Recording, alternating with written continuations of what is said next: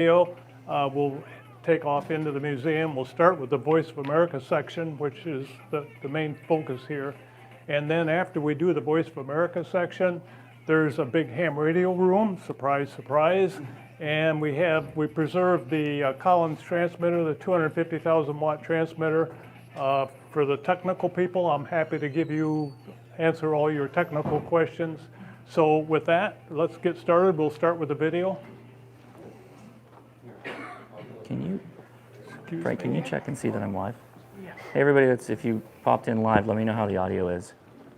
Let me know if it's stereo, dual channel, or mono, left, right. Hey! How you doing? I watch you all the time. Thank you. Okay, it sounds like I'm live. I'll let somebody with and despots did not want the Voice of America message heard. Still. So thank you, VOA, for letting me live stream this. Crosley had it figured out, didn't he? Oh, he was brilliant. This room was one of the All of original his workshops inventions. because a lot of the stuff that had to be done was manufactured. There's a picture on the wall that is this room back when it was in its heyday with drill press, the milling and stuff. So this is kind of what we've converted to our meeting rooms. And this is this is the first American sports car, right? Correct. Correct. So the Hot shot. Hot shot. There's the small four-cylinder engine. Crosley is responsible for a lot of stuff, as you will see in the video and as we go through the building. That's wonderful. First sports car with all disc brakes. Oh, cool. Everybody say hi. You're live. We're live. Thank you. Help Thanks for coming yourself out. to a chair over here. We're at the Voice of America Museum in Cincinnati, Ohio, everyone, getting ready for Hamvention. And the Voice of America people were nice enough to allow me to come in and live stream, so you're watching this live. This video is also on the website. Oh, it's on the website too. So if they go to wcavoa.org, at the bottom is the video, so they can basically watch it whenever they want. So I only have two mics, and Okay. right now you've got one, so you're Okay. good. Lee's got the mic, and I've got the other one. Well, first of all, a great big welcome and thanks for thinking of the museum and coming down today. This is an 8-minute video that gives you a good introduction of how we got here and what we did. Just as kind of a prelude, the Voice of America, anyone here have relatives or friends that worked at the VOA? Anywhere in their family? Okay. Sometimes we get people. And in case you're not aware, VOA is still broadcasting today on shortwave. They're mostly on the internet, virtual. We're on the satellite cellular internet.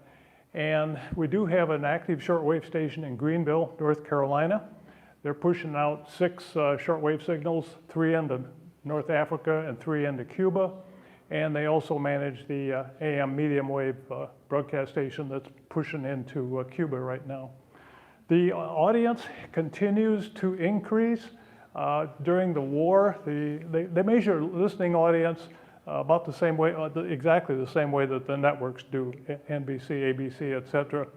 And during the war, there was maybe 10 to 15 million in terms of the listening audience. After the war, and go through the Cold War, it got up to about 75 million. Just 2 years ago, the audience was at 280 million people worldwide. Last year, it bumped up to 310 million, and a few weeks ago, we got a report. The current listening audience is over 411 million people. Wow. So we are way more accessible because of being virtual, and there's still a lot of repression in the world, as you all very well know, and the current conflict in Ukraine and Russia is a good demonstration of that. So it's a big audience. Everything the VOA does is on 2 programs, 2 internet sites called VOA News and Inside VOA. You can get anything the VOA broadcast from there. So with that, I'll get the video started and then we'll pick up from there.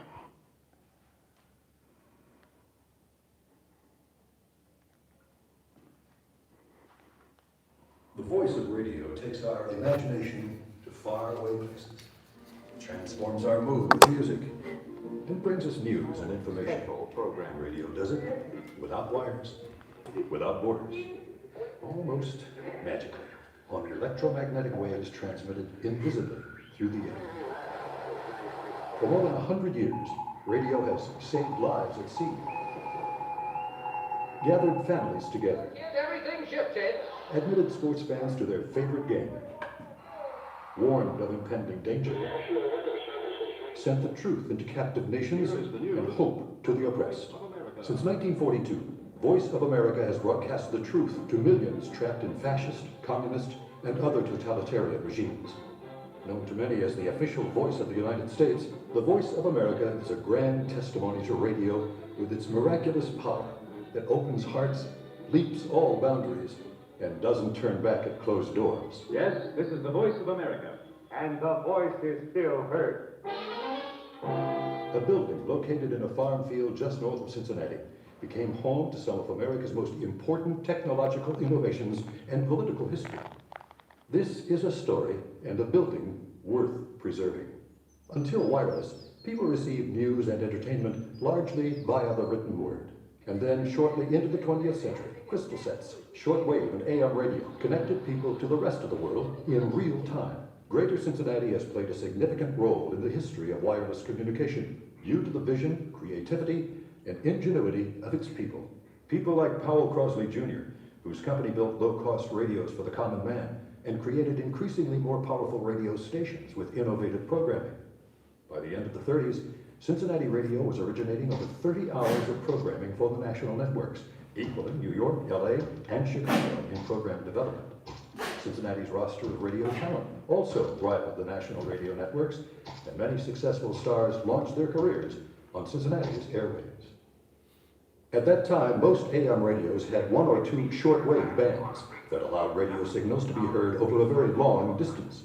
However, only 13 shortwave stations operated in the United States. By comparison, Germany had 68 shortwave stations, and Japan broadcast from 42. As Germany and Japan waged war in Europe and Asia, they used shortwave to blast their relentless message of racism, arrogance, and hate. With the fall of France to the Nazis in 1940, American officials realized that a blitzkrieg of misinformation was as effective as tanks in conquering a country. When America was attacked at Pearl Harbor, correcting the U.S. shortwave deficiency became an urgent strategic priority, articulated by FDR himself. Roosevelt created the Office of War Information, which included official American broadcast communication at home and overseas. The most powerful shortwave station in the Western Hemisphere, Crosley Broadcasting's WLWO, O for overseas, began broadcasting in German, Spanish, and Italian. WLWO broadcasters like Austrian-born Robert Bauer, who had narrowly escaped the Nazis, gave the Third Reich a dose of its own medicine when he precisely mimicked the Führer's speech. The effectiveness of these broadcasts was confirmed when the Führer himself referred to those Cincinnati liars. Next, President Roosevelt summoned the bigwigs of broadcasting to Washington for an emergency meeting to see who could build a super shortwave transmitter in the shortest amount of time. Cincinnati's Crosley Broadcasting was there because of its expertise with superpower transmitters and shortwave broadcasts. During a break in the meeting, Crosley President James Schaus called Chief Engineer R.J. Rockwell and asked if he could build 200 kilowatt shortwave transmitters. Rockwell's response? I don't know, but I will sure give it a hell of a try. Schaus came back with a very simple one-page contract. We were to construct 6 200,000 watt transmitters, shortwave, 24 high-efficiency antennas to reach Europe, North, Central, South Africa, and East and Western South America. This is an unusual situation because 200,000 watt transmitters had never been built before. While the Bethany station was under construction, WLWO and other American-based shortwave stations carried the first words of the new Voice of America. This is a voice speaking from America. From the beginning, they rejected the idea of propaganda, believing that truthful information coming from the United States with unmistakable American sincerity would be most effective to the American effort. It was the Voice of America broadcasting the truth into the heart of occupied Europe that helped hasten the end of World War II. Technology developed by the military during the war burst onto the American scene afterward. Television took wireless communications to a whole new level. Cincinnati retained its stature as a broadcasting powerhouse, home to 3 major media conglomerates: Crosley Avco, Taft Communications, and Scripps Howard. While the post-war years saw TV going into more homes in the States, radio broadcasting from VOA was going into more homes around the world, in more languages than ever before, reaching a high of 47 different languages. Through the ensuing decades, with the iron and bamboo curtains, through the Korea, America continued to broadcast news and words of encouragement from the Bethany relay station to millions around the world. Tyrannical rulers, dictators, and despots did not want the Voice of America message heard. Still, many risked their livelihoods, homes, even their lives, to listen to VOA broadcasts. VOA's ability to communicate ideas, ideals, and truthful information remains an important part of American foreign policy. Though the fight is still waged with words of truth, VOA now delivers them via FM, satellite, and cellular. The federal government decommissioned VOA's Bethany station. Bethany beamed its final broadcast on November 14, 1995. The landmark towers that sent the truth around the world for over 5 decades came down soon after.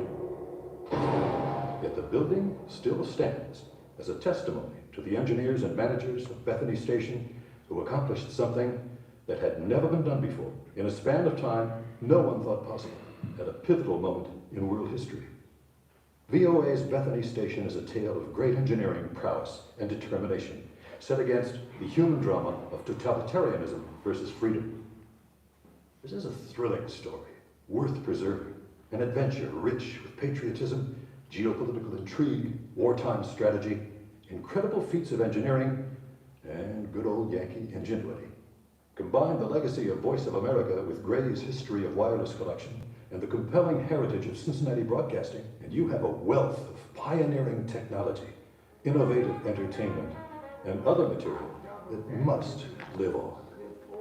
It is the story of America's voice.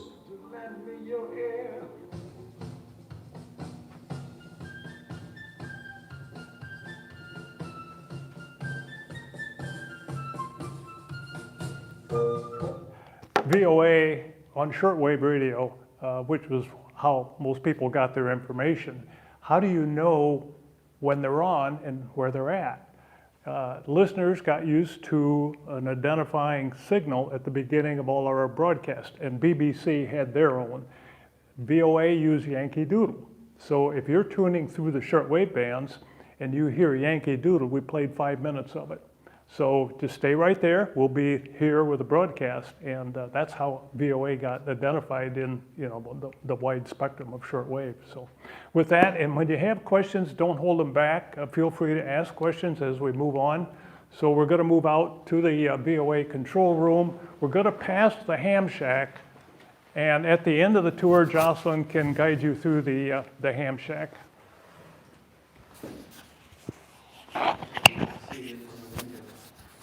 The ham shack is located in the original control room. Right.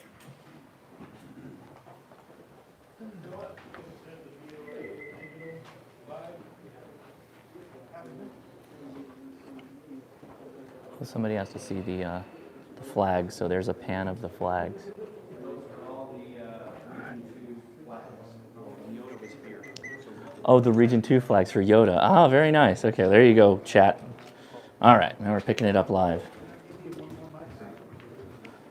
What's that? Can I give you one more mic? Oh, sure. And a timeline on the wall. Right there. Will that work? Yes, it will. Okay. Yeah, you can just gather it. I think we can get everybody fit into this area here. Yeah, come on in here.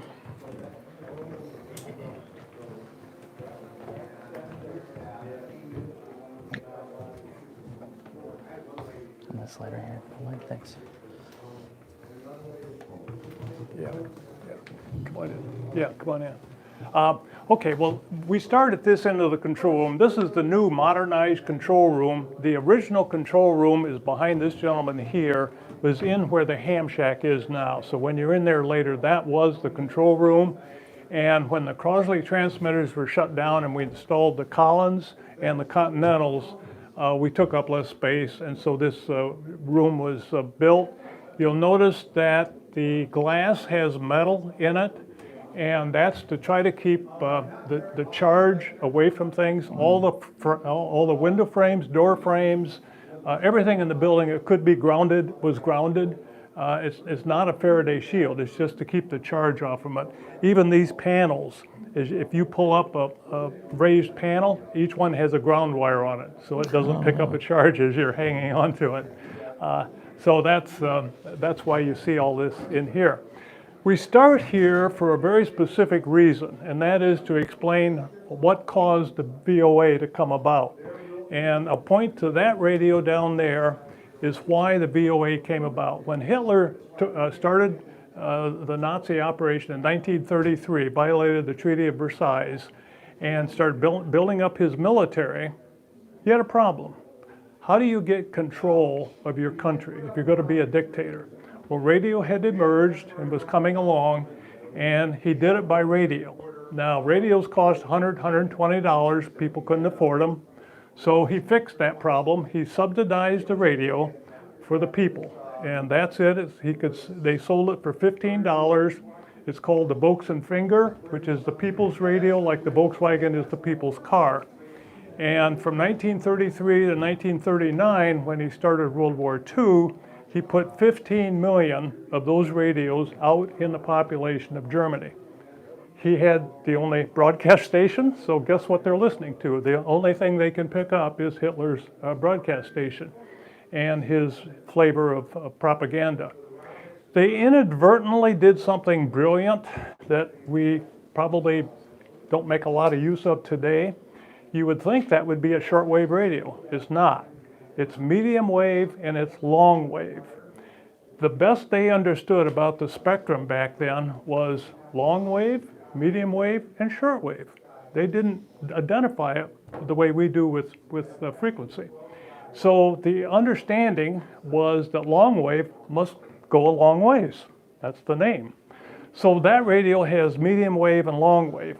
The reason I say it was brilliant is they did not understand propagation. Short wave, as we all know, depends on the outer atmosphere. Long wave does not. Long wave generally is identified as 150 to 300 kilohertz. And after World War II ended, VOA built we could occupy Germany. VOA built a long wave station in Munich, Germany on 173 kilohertz, 1 million watts. We put a 1 million watt AM broadcast station on 173 kilohertz in Munich and ran it for a long time.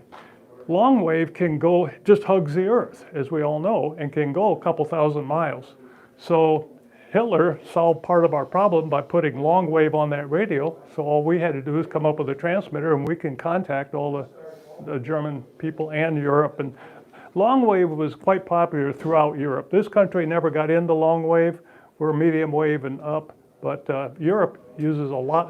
They still have long wave stations on the air today. So that radio is what was functional during World War II. And what I want to draw your attention to is that little orange tag under the volume control. It's in German. This is the German version here, and the American translation is up here. And essentially it says, if you get caught listening to foreign broadcasts, you're going to prison. And eventually they started executing people from that. And many, many people went to prison for listening to shortwave radio. That culture caught on worldwide. I've had people in from Brazil, China, and Vietnam, and they all played by that culture, that if you get caught. This picture I put up a couple of years ago is from North Korea. And a captain of a fishing vessel listening to shortwave got turned in. One of the crew members turned him in, and North Korea executed the captain in front of 100 other ship captains in the town square of whatever the center of Korea is.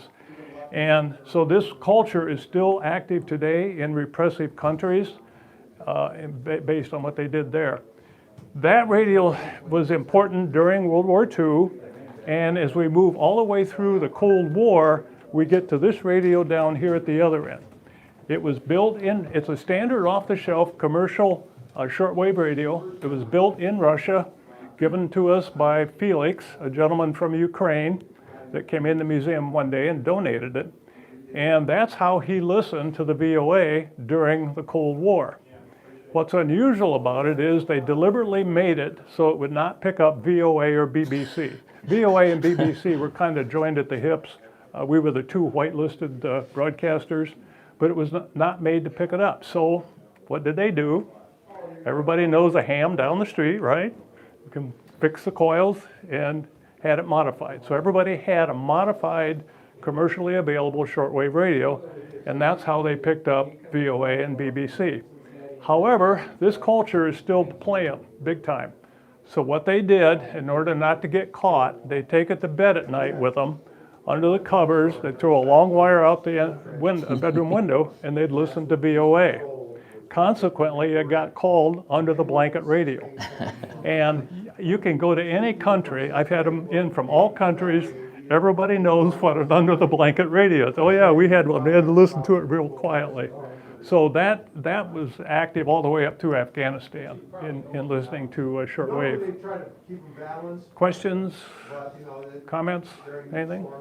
If shortwave was so powerful, then why would they shut it down, I guess? Is it... Well, everything we did here was shortwave. It pushed, we could get out of the country. You push it around the world, as we all know, on shortwave. When it got to, we had 15 relay stations around the world, and when it got to a relay station, they had the choice, a lot of times, of either pushing it back out on short, medium wave, or long wave. We had several relay stations that would push it out on long wave, because once we got it to them, they had to distribute it locally within 1,000 miles or something. Why we got shut down in '94 was a virtual. The internet was taken over, and it was this is an extremely expensive operation, and a lot less expensive to just do it virtually. But we, like I said, we still have shortwave being pushed out of Greenville, North Carolina.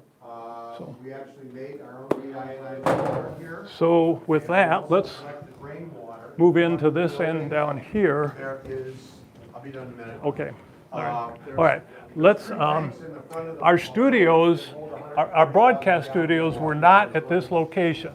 They were in New York originally, and when you get into this hallway here, you'll see pictures. This is the studios that was in New York. It was a very basic room with acoustic tile on the side of the walls, and the audio then was piped out here by AT&T long lines. In the mid 1950s, they switched the operation to Washington, D.C., and the picture you'll see over here on this side is the current studios in Washington, D.C. They're big in video, and they have a huge YouTube channel. These racks here are phone lines. The signal came in on AT&T leased lines. Eventually, we switched to AT&T long lines, and then eventually to satellite. But these relay racks here were to process and bring in the audio on phone lines. Okay, come on this way.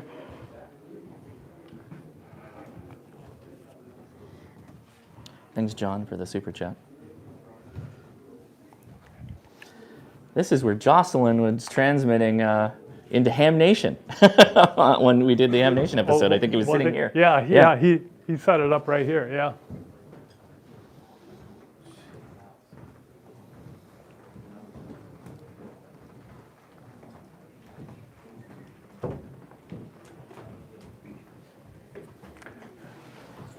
Okay, so this was the control room from the mid 1950s up to 1994. To control, we had 10 shortwave transmitters. We had 6 high power ones that I'll talk about, 250,000 watt shortwave transmitters, 5 megahertz to 20 megahertz. And the other transmitters, we had 2 50 kW sideband transmitters that we just used to push signals of program material around the different transmitting stations. If we had a transmitter down for maintenance and we couldn't push French into North Africa at 2:30 in the afternoon, we'd push that program out to Delano or Dixon or Greenville, and then they would push it into the target country. We had a double sideband unit, a 10 kilowatt double sideband unit where we could push out 2 programs on 1 RF carrier. But the bulk of the work was done with high power, the 250,000 watt transmitters, the Collins. As I said, the audio came in on those racks back there. We did some audio processing. As you know, a vocal, human speech, and instrumental is not centered on the center line, it's asymmetrical. So we ran it through a device to center it, and then we ran it through a compressor to compress it. And we compressed it as much as we could to get 100% modulation. So we filled up both halves of the envelope very, very well. And that came in, and the controls down here, we did not have, if you will, AGC, automatic gain control. A compressor kind of does that, but doesn't do a real job of AGC. So you had to sit here and kind of ride the gain control, not a lot, but you just wanted to keep it from overmodulating primarily. And so that's what went on here. There were 6 transmitters running in parallel. So in an 8-hour period, we could push out 40 hours of program. This was a 24-hour operation. So in 24 hours, we're pushing out a lot of hours of program. Remember, change in time, change in propagation based on the D layer going away at night, the frequencies change. So that what you'd be transmitting at night would be different than what you're transmitting in the daytime. Station used a lot of power. We used power of about a city of 15,000, about 4 megawatts. During the war, we had dual power feeds. We had a power feed from Cincinnati and one from Dayton. And we had a tendency to brown out Mason, trying to be good neighbors. So if we got to browning out Mason, we'd start pulling power from Cincinnati.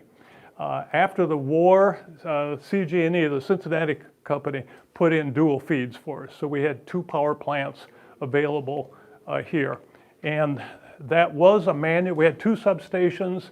That was a manual operation. And when we went to just Cincinnati, we could control which generator and which feed we took it from that panel. The transmitters were automatic tuned, and when you have an automatic tuned transmitter, things cannot get out of whack very quickly, or things can get out of whack very quickly, and you need to stop it quickly. This whole panel is trip signals, so if a transmitter shut down on you, a light would light up and tell you it was the driver stage or the pi line or something. Over here is a weather station. We had 2 riggers that were here full time that did nothing but work on the towers, the guide cables, the insulators, because cables would stretch, insulators would crack or break, and so full time they were basically up on the towers. We had a weather station because for safety reasons, they could not be on a tower when the wind was above 22 miles an hour. And you'd have to get a hold of them because on a 250-foot tower, as you all know, it takes a while to come down. So you need to know what's going on down here to provide a safe environment for the riggers. The other thing that was going on at that time is the broadcasts were just like what I'm doing today. I'm using regular street language, not particularly choosing my words. And when Vietnam kicked in, the government needed more broadcast power. So we had Delano and Dixon, California, and us, and the 3 of us carried the workload until Vietnam. In Vietnam, they built Greenville, North Carolina. We take up a square mile. Greenville is huge. They take up 3 square miles. They have 2 buildings the size we do. We have 250,000-watt transmitters. They had 500,000-watt transmitters and a huge amount of curtain antennas. So the other thing that was going on then is street language. I'm just talking to you, that problem, and created a special dictionary of 1,500 words that just exactly translate to 47 different languages. It's called Special English, and you can get the books on Amazon. You can see the dictionary on Wikipedia. There's a book in every language that gets translated. You can buy one for Lithuania, for Liberia language, and is still used today. The other thing they do is they slow down the talk almost 35%. And if I get by this young lady here, I'm going to play just a real sample. This is a program the VOA did called This is America, because we're so used to living here, things going on around us we don't know is special.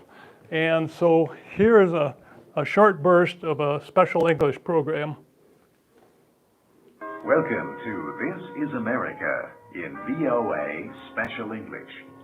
Today, we tell about some of the foods that Americans like best, America's favorites. You may have heard that Americans like hot dogs and hamburgers best of all foods. Well, farmers and owners of public eating places might happily agree. So might the nation's Meat Institute and the National Hot Dog and Sausage Council.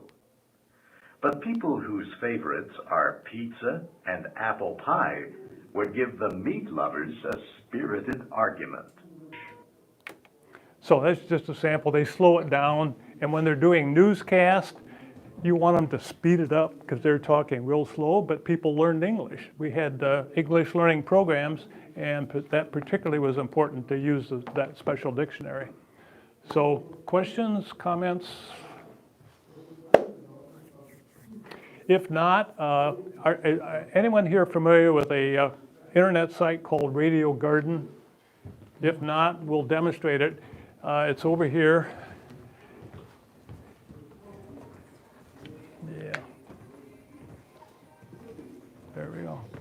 This has nothing to do with the Voice of America. It's just a good way to demonstrate why our listening audience has increased as much as it has.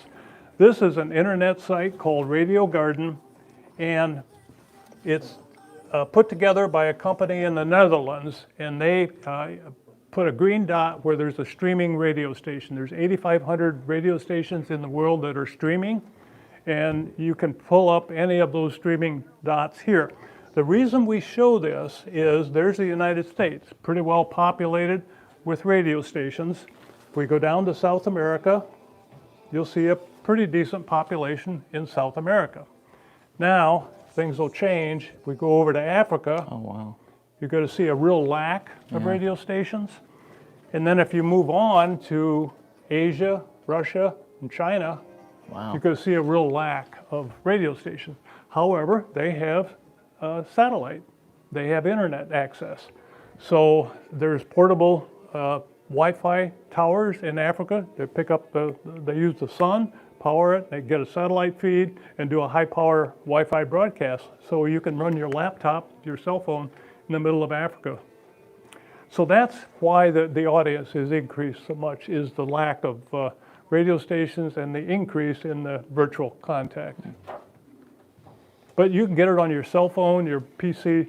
You type this in, just type Radio Garden, it's no .com or anything. You'll get a blue screen, you'll swear you killed your computer. And if there's an arrow, you hit the little start arrow, and then this will come up. So it's kind of an unusual site. Questions? I was going to say, you want to talk about the M&Ms? Oh, I could. Yeah. I will, sorry. Yeah. This is about a young lady in Vietnam who listened to English, learned English on the VOA broadcast, and learned about America, learned there was something besides communism, something besides repression. So her family immigrated to the United States down in Texas. And for some reason, I don't know why, she didn't come with the family. And so when she got over here, the most important thing she wanted to do was buy M&Ms. Why? Well, in Vietnam, when soldiers came through the village, they all were issued a pack of M&Ms. M&Ms was developed for the soldiers originally because it wouldn't melt in the heat. It had a hard coating. And so all the soldiers always had a pack of M&Ms. Well, to be good neighbors, they would give their M&Ms to villages as they went through villages. And she always would get a pack of M&Ms. And that's all she knew about America. That's it. So when she got here, she wanted to buy a big bag of M&Ms. So that's what that's all about.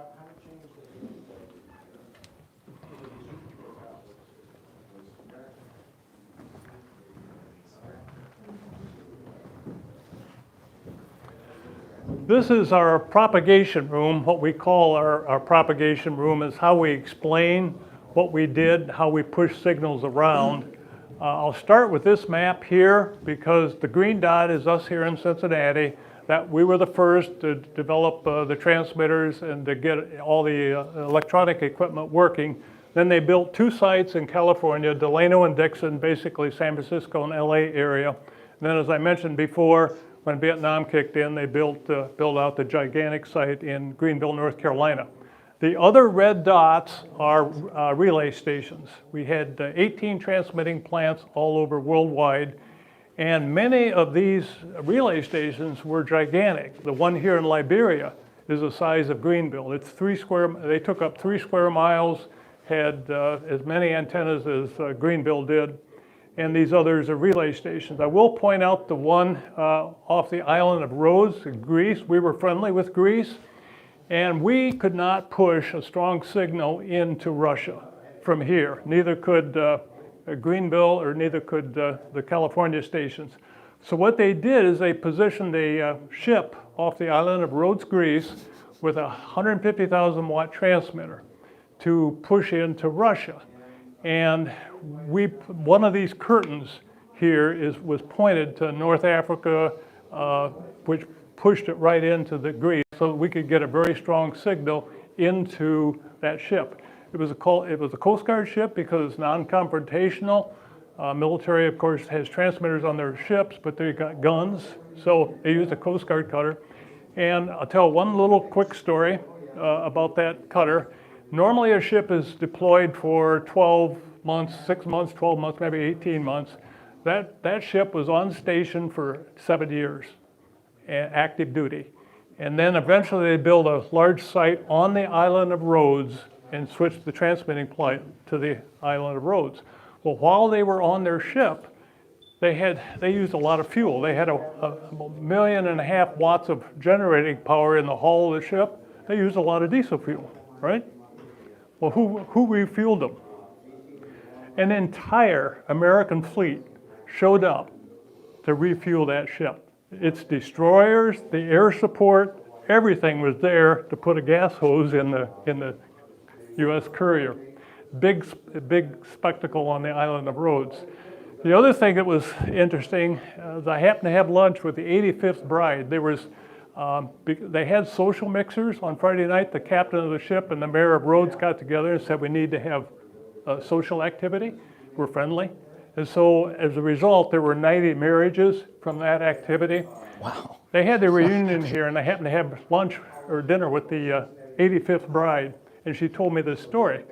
And she said, well, the first bride that got married to an American crewman wanted to be married in an American wedding dress.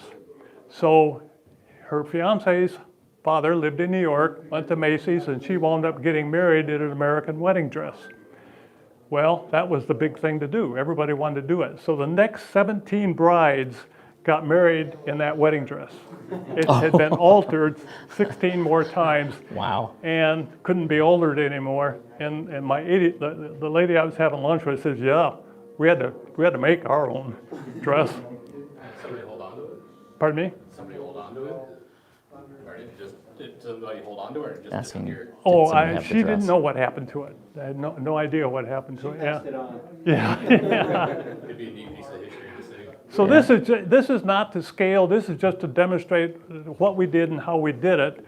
We're in the back part of the building right now, which is the transmitter building. That brown thing you see right there is called the antenna switch. It's a 6x22 switch, crossbar switch. We have 6 high-power transmitters going into the switch and 22 antenna feeds coming out of the switch. I mean, they could come out either side of the switch. They distributed around the square mile on 300 ohm hardline or hardline matched to the rhombics. The primary antenna for a long time was what's called a rhombic. It's a diamond-shaped antenna. It's a non-resonant antenna, and we use it because it has exceptionally high gain and terrific directionality. Over there in that cabinet, I've got the antenna patterns. When you get a chance to cruise by it, you can see the antenna patterns. But we covered 5 megahertz to 20 megahertz, and we did it in 3 rhombics. For every target country, there were 7 target countries, we had 3 rhombics pointing to them. A low frequency, medium frequency, and high frequency. These were broadband rhombics, 3-wire rhombics. So we could tune anywhere from 5 to 20 megahertz using one of these 3 rhombics. Very directional, and When the 60s came along, we put in the curtain antennas. These had about 15 dB of gain, and the curtains will have upwards of 20, 21 dBi of gain. And so we were able to get rid of about half of the rhombics and did a lot of work off this. One pointed to Europe, and the other pointed to Africa, North Africa. So that's how we went about doing our business. And to show propagation, you all understand propagation, but our regular audience, which is probably 80% of the museum visitors, don't understand propagation. So we set up a little display here to talk about propagation and bouncing signals off the ionosphere, which you know all about. And to demonstrate how that works, we set up a little display to show. Here you go, Larry. Are you watching? To show how you push signals around. And you can do it with either using a different layer, the E or F layer, and when you change layers, you change your destination, all right? It has a different angle. So this is one layer, and this is another layer, okay? So you'd have to pick the right layer, the right time of day, the right frequency, where you had a path to your target country. The other way to change your destination signal is to change the takeoff angle. You know where I'm going with that, didn't you? I was wondering if this did that too. So That's you great. can change the takeoff that's so angle, cool. and if you change the takeoff angle, then you can of course change where you put your destination signal. So VOA chose the takeoff angle based on the height of their rhombics, but the most of the decisions was done by choosing what frequency and what time of day. There were beacons all over the world set up for VOA, and we had a beacon right down the street. So how do you know you have a path? Well, we get on the bands and see what's open. Right. All right, well, 20 is open this particular hour. Well, we couldn't do that. We had to have a broader spectrum. We had to find something that would guarantee that we could put a signal into Venezuela.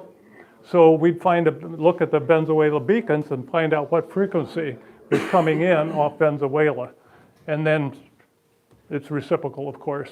So that's how it went on. It was done manually. It was a huge group at VOA that figured out propagation, which caused them then to write that software program called vocap, which they gave, thank goodness, they gave it to the amateurs because we're all using it in the amateur radio community and the government. A lot of other people used it. But that was a huge improvement in the operations for the Voice of America.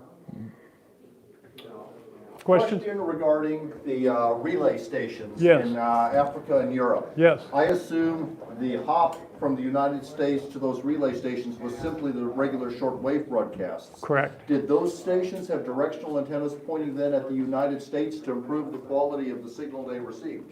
No. The question was What about they did, like bouncing if signals we'd go into to the Liberia, relay stations. they would have rhombics, and they would push shortwave into South Africa or over here, but they also had long wave, and they could push long wave locally, and some of them had medium wave too. So they would push whatever frequency worked, but we always got the signal international. So they just used simple antennas to receive the signals from the United States? They use log periodics. Okay, so they did have directional antennas. If I could get a really good picture, I've seen some pictures.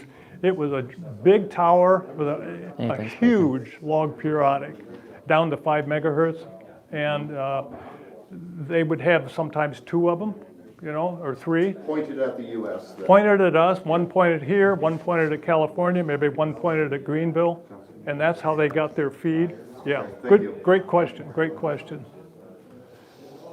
Over there in the corner, those gentlemen are looking at a curtain antenna. That's one of the hams, 2 of the hams actually, built that as an exact scale model of the curtain that the VOA used. It is it's 100% functional. It's set up to run on 440, and it's Quick, get your HT out. yeah, it's exactly the way they build them here. It's tuned These are resonant dipoles. They're multi-wire for broadband. There's two sets of four dipoles here, 4 dipoles over there. You can set up a curtain either with horizontal dipoles or vertical dipoles. These are set up horizontally. This is 440, and when the gentleman built it, you know the story. They took it out in his driveway and goes, well, wonder if this works. He hooked up a HT to it, it's over here, West Cincinnati, pointed it to Dayton, hit Dayton, and they're talking to him on an HT, simplex, all right? And they're going like, what are you running down there? Because this has got 20 dB of gain. So it's like a 200-watt transmitter, you know, off of an HT. That's awesome. So it's very functional. But they built it for the museum to demonstrate what a curtain antenna looks like.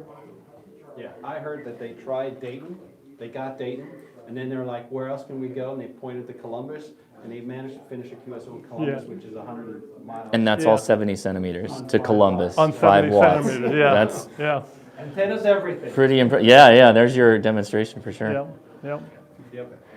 Any good questions? Any more questions here? I want to show If the not, Cincinnati Liars thing. out the window back here, you'll see the switch. After the tour is over, you're more than welcome to walk back there and take a look at it. We won't walk back right now. Yeah.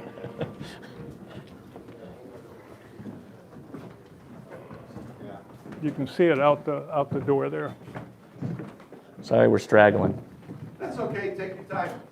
But that's still there. It's a double pole, double throw switch, and there's 22 contact points. So you'd have to connect a transmitter to a line and then go down there and connect an antenna to that line. And it's a basic crossbar switch, I should say. You said it was double pool? Yeah, double pull, double throw, right here. Because you have to take the antenna to ground. When it's offline, you have to take everything to ground. Mm-hmm.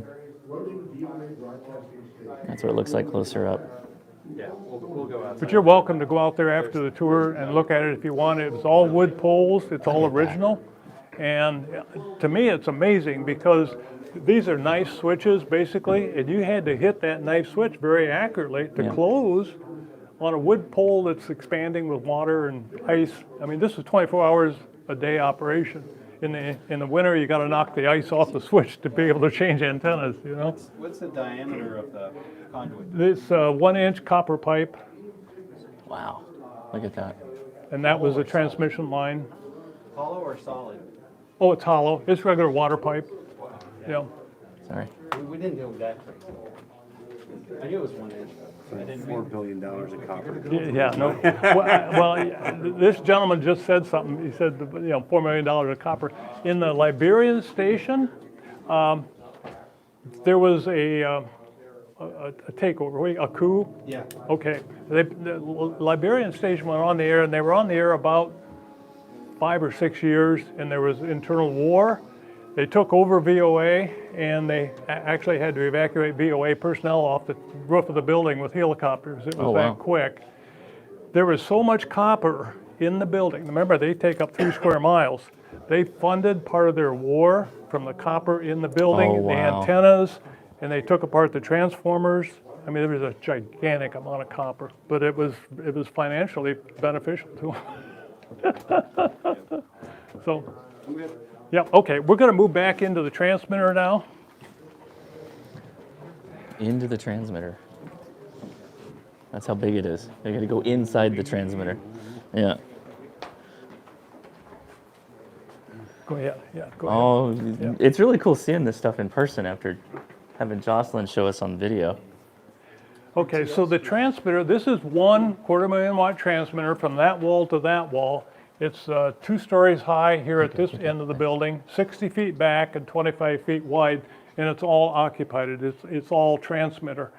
And we are standing here at the control head right now, and in the back, of course, was the power supply room, huge air handling operation.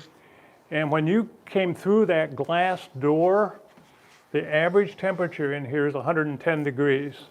So everybody came to work in shorts and a thin t-shirt in the middle of the winter. It was that hot in here, and you tried not to be in this room anymore, and you had to. There was a large 23,000 CFM fan in the back of this room, back here, pushing air into the room, and then that fan up there exhausted it. It came out that ductwork there and was circulating through the transmitter. And it was Like the bead line. a lot of air movement during operations. There was there were vanes in all the ductwork that were pneumatic operated, and they would sense the temperature in the building and outdoors and heated the building with the transmitters. They never turned on a boiler unless it got down to way below zero. You had plenty of heat to heat even the 3-story administration building. It's automatic tune. When you get close to the frequency, you had to kind of get close to the frequency you wanted to be on, and then hit a button, and it would tune in 12 seconds or less, typically, and was a huge increase in operations because the old Crosley transmitters would take 7 to 10 minutes to tune. Here you could change bands and be back on the air very quickly, and as long as you got the antenna switched, and we pick up more hours of program time. Just to give you a rough thing, it started out to be crystal controlled. Eventually they put a synthesizer in, which you could select your frequency. This is the automatic tune section with indicator lights to tell you what's happening at each of the stages. And where that gentleman is there, behind that, the rack is a 5 kW driver. What drove the final was a 5 kW driver there. And then we'll go back in the transmitter and look at the inside of the transmitter. So that's what was going on up here. With regard to the air drawn through for cooling, was it dehumidified before you drew it through the equipment? No, it was not. There is a large filter room in the back of the building back here. Back here is a filter room. And there was a 8-foot wide rotating, movable filter that was on a scroll. It's like a scroll. And it would move very slowly, and the air was filtered, but it was outside air. Yeah, it was all humidity. Lots of it. Good question. Other questions? Who did the synthesis? Who made the synthesizer? Well, do you know? Probably, it all came from Collins Radio. Oh, Collins. It's Cedar Rapids, Iowa. It's an 831A1 model number. So I assume they made it. I don't know that. And a little tidbit. That's so cool. It's not the synthesizer you and I like to use times 10. It's times 2. And Dave Snyder, the guy that ran the station, he said it took him 6 weeks to learn to set that synthesizer to get on the right frequency. So he'd just say the heck with it and he'd go back to a crystal controlled frequency. A lot easier. Wow. I don't know why they did that. So we got a question in the chat that asks, how did you deal with corrosion then if you had the humidity coming in? Was it just because it was so hot, it just dealt with itself? Excellent question, because it was an issue, and they would shut down and wire brushes and steel wool. And once a year, they shut the whole switch down. They shift all the program to one of the other stations. Everybody go out there with ladders and wire brushes, and they had to clean the switches out there. And there's 156 of them, I think. And in here, less, but there was a little bit of an issue, and that was a maintenance item. Great question. Good question, chat. Yeah, good job. Yeah, good question. You want to take him through? Yeah, we'll walk through here. It'll get a little bit crowded, but come on in. Oh my goodness. We're in the belly of the transmitter. There's the final. Oh, there's the vapor cooling section. This is the final amplifier. Yeah. The driver's in there. And this is the 250 kW final. Wow, look at that. There's 2 of them in parallel. It's a parallel Class C. It's high-level plate modulation. And we use vapor phase cooling. That's the boiler for the tubes.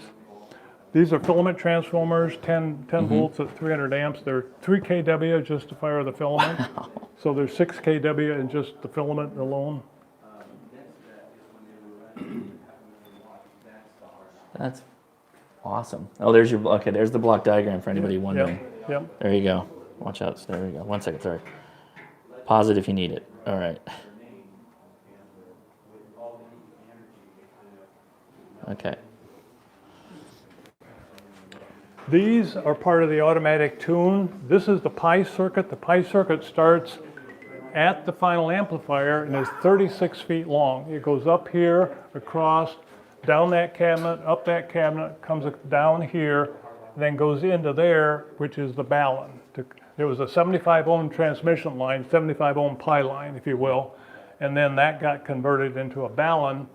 And output of the transmitter is 250 ohm hard lines. Those are 150 ohm hard lines up there that come out individually, go into the power supply room, and then it's joined into a 300 ohm hard line. It looks like a heat duct with 2 copper wires in there, and that's balanced out to be 300 ohms. So it left the building at 300 ohms, and then was the transformer to match it from hard line to open line on the outside of the building.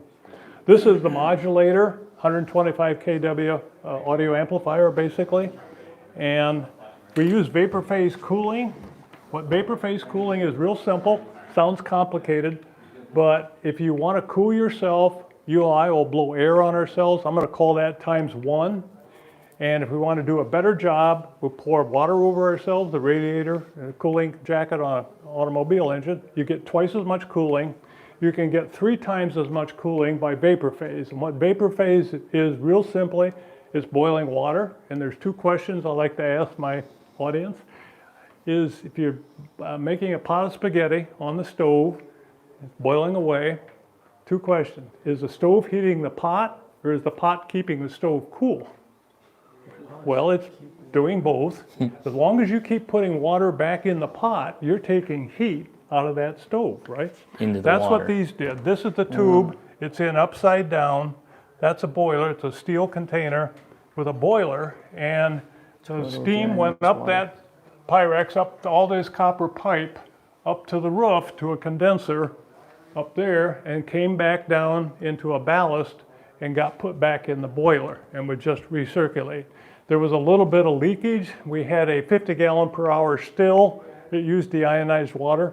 We had a 50 gallon per hour still in the basement that would push to a tank in the tower up there, a 400 gallon tank of extra water. And why did we do that? Well, if the transmitter got in trouble and you had to hit the emergency switch and blow the 4160 coming into the power supply and just shut everything down, you've got a room full of hot tubes. You've got to break them.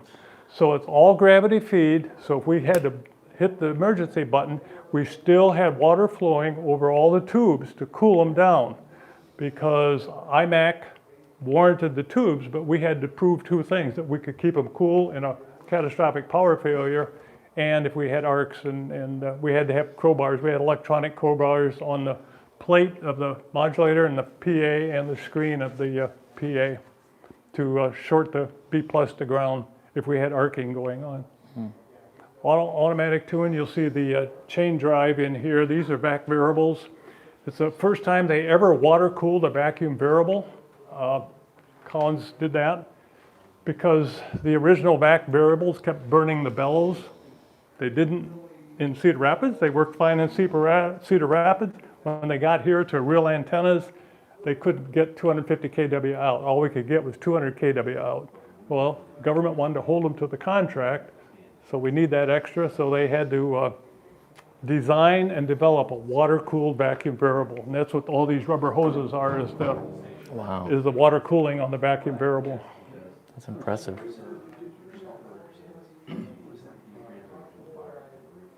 Awesome. In the original Crosley transmitters, they did not have directional couplers, and we did not have a nice little VSWR meter that we all enjoy today.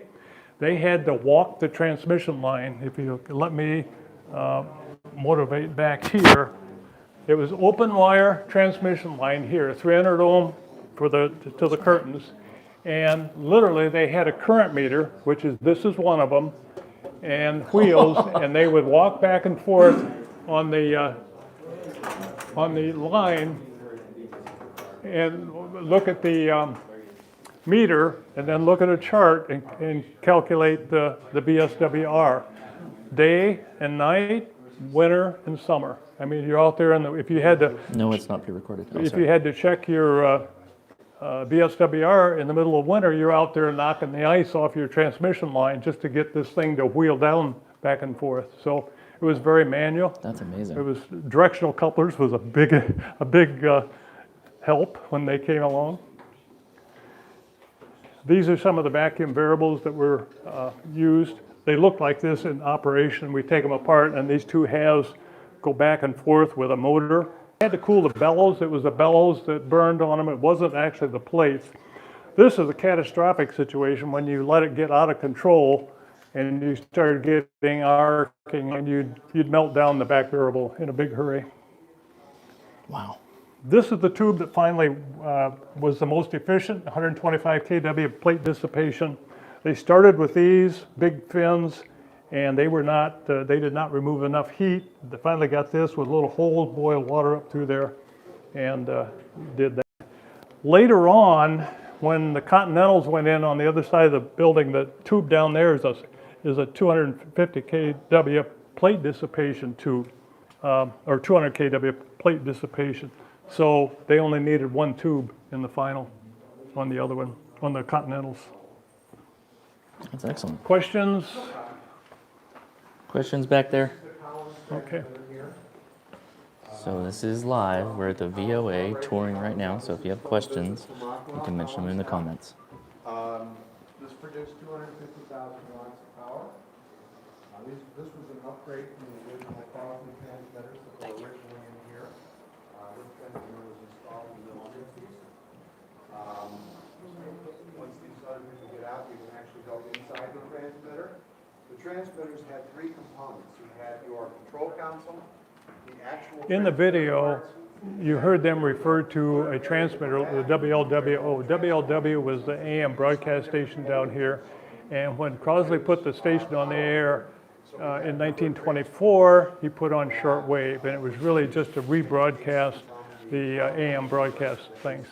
And it stayed on the air for a long time. This is a new one that was built in 1939.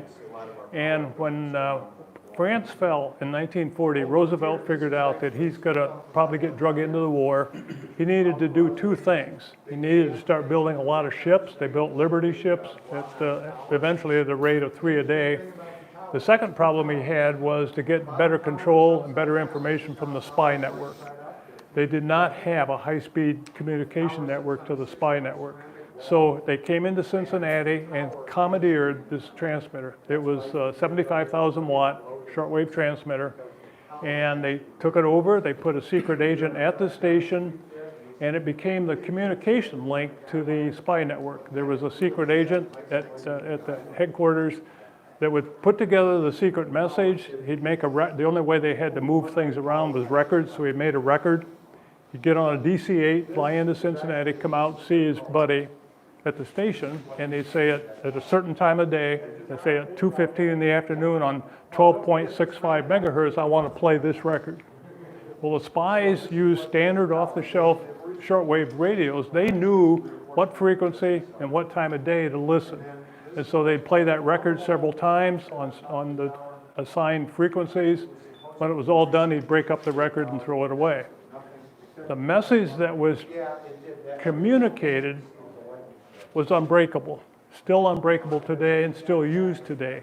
It's called the one-time pad. It's where you give me a message, I convert it to numbers, and then I go to a cross table and I reconvert that to another set of numbers as what we know as number stations on the shortwave bands. You can still hear them. They're still on the air today. And it's an unbreakable code because there's only 2 of us that have that decoding pad. It's called a one-time pad. And unfortunately, the drug cartel is using it because they coordinate their shipments. It is unbreakable, so it's a good way of communicating. Questions, comments? That stayed on the air as a spy transmitter until Pearl Harbor, and then shortly after Pearl Harbor, it got converted to the VOA transmitter. And this transmitted the first VOA message in July 1st, 1944, and it stayed on the air until the big 250,000 watt transmitters got developed. So it was the VOA transmitter for quite some time. Yes, I was going to say, you can tell them how you found it. Okay. I had written an article about WLWO. We finally broke the code because no one would tell us what the secret was. We finally figured out that a passing secret, it was a number station transmitter. I published the article, and I'm happy. we're doing some archive work because they're working on the WLW site down there, turning it into a commercial site.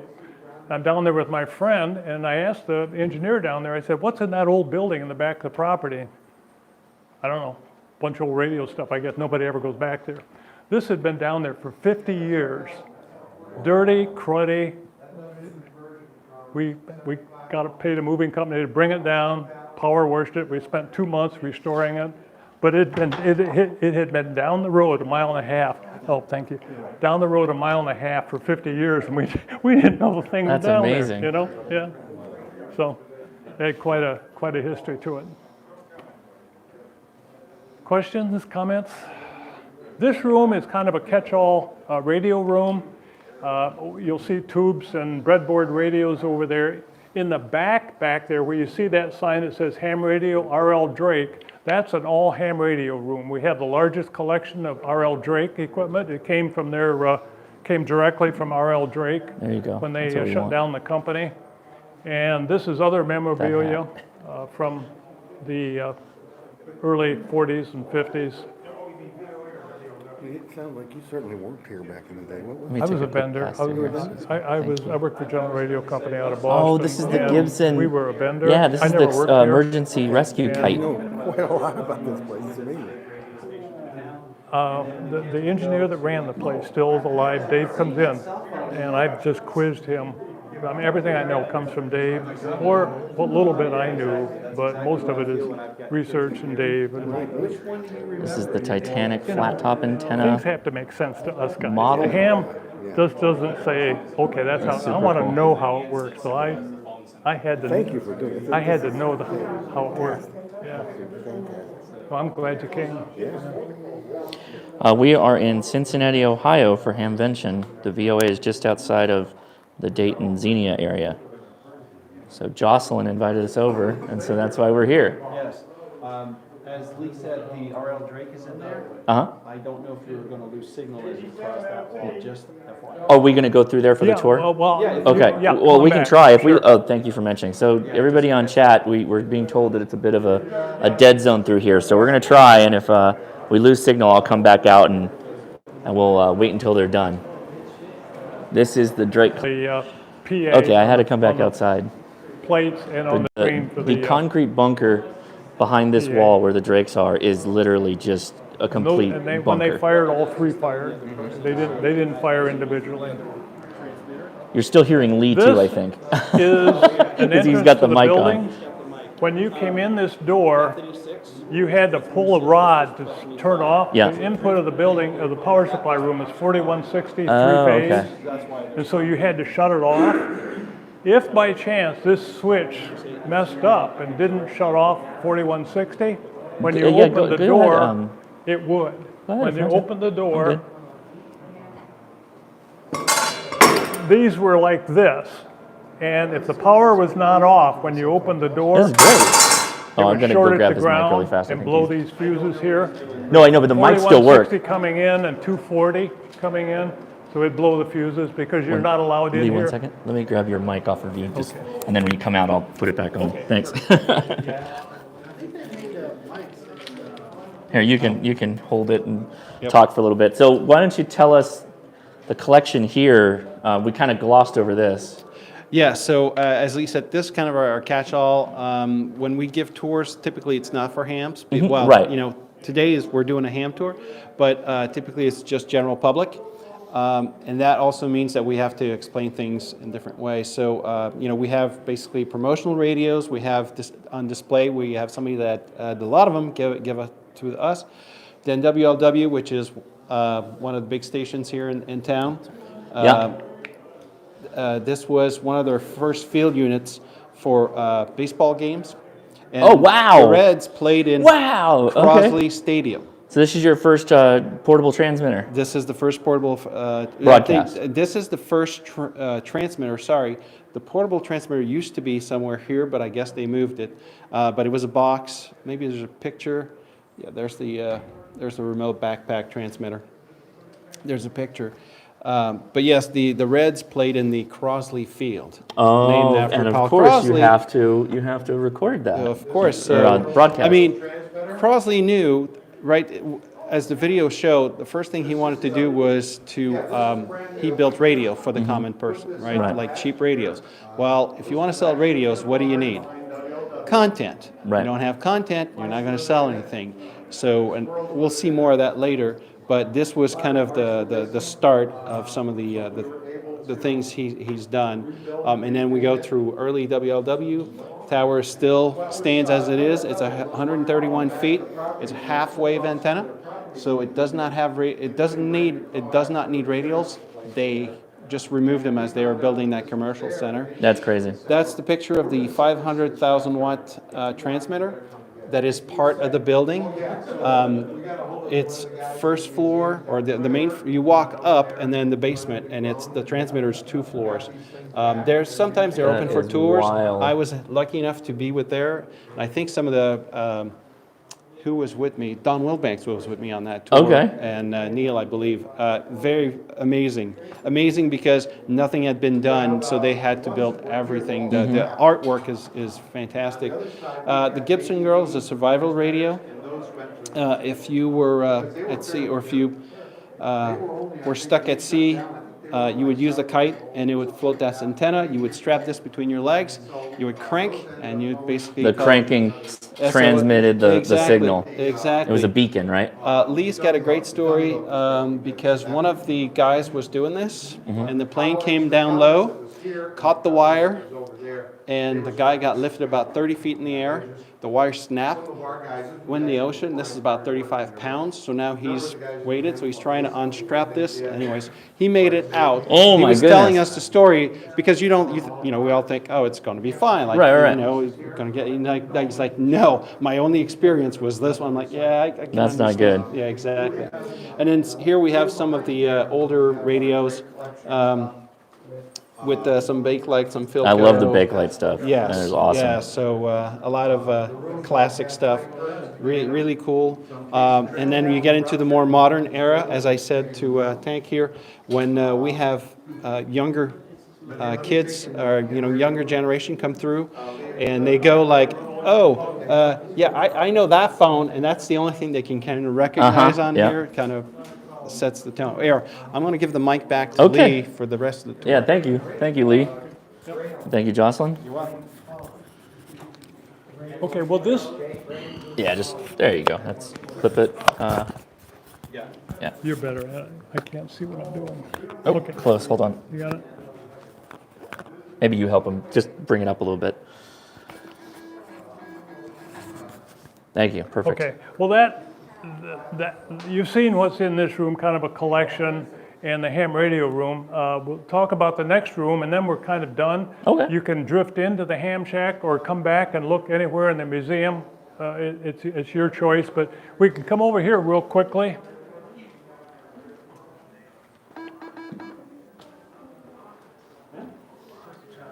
Yep. I bet.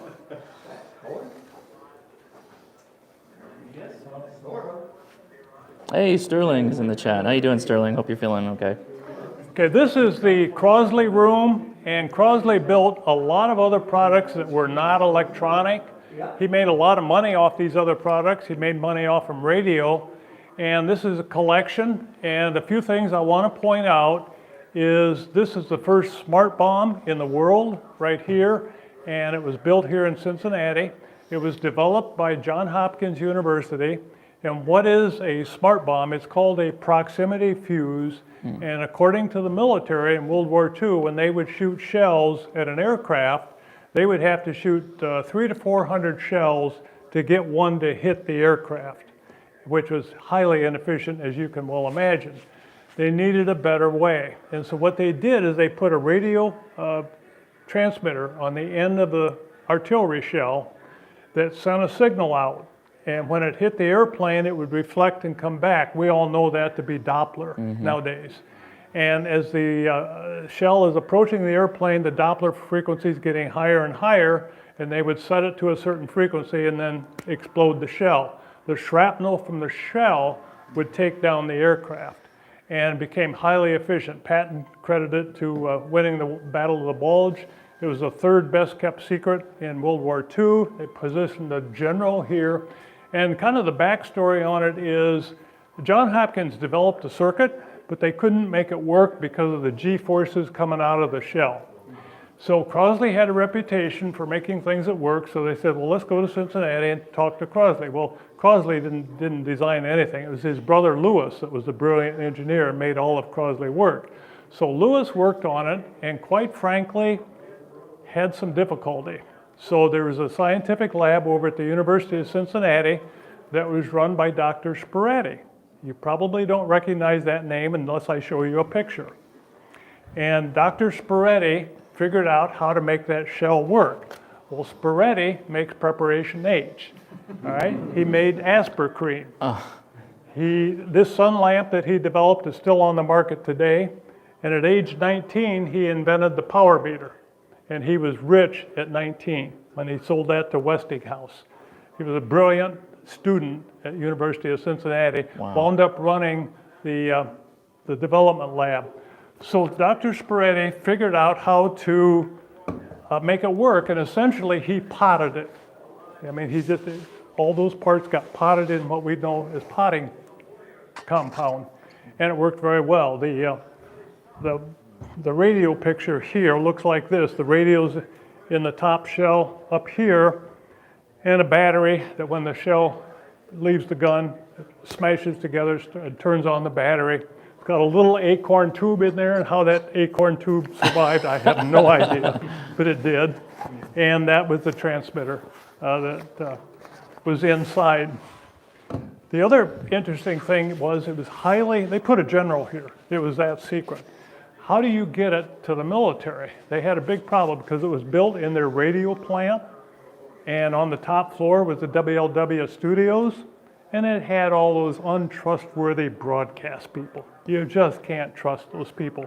This was a Navy project. Navy got real nervous, so they moved the broadcast people downtown to what we now know to be Crosley Square, but he still had a problem of how to get them to the military. They had to get to Lunken Airport. How am I going to do that? Put them in a truck? No, that's not secret enough. So they come up with a brilliant solution. It turns out there was a milk company on the other side of the street. They put a shaft down on the production floor, tunnel under the road, shaft coming up in the milk company, and these all got packaged in milk cartons. Wow. Went over to the milk company, they put them in milk crates, they put them on a milk truck, drove them to Lunken Airport. Everybody thought Cincinnati was providing a lot of milk to the military. Never one drop, but that's how it got there. He got into other items. This is called an icy ball refrigerator.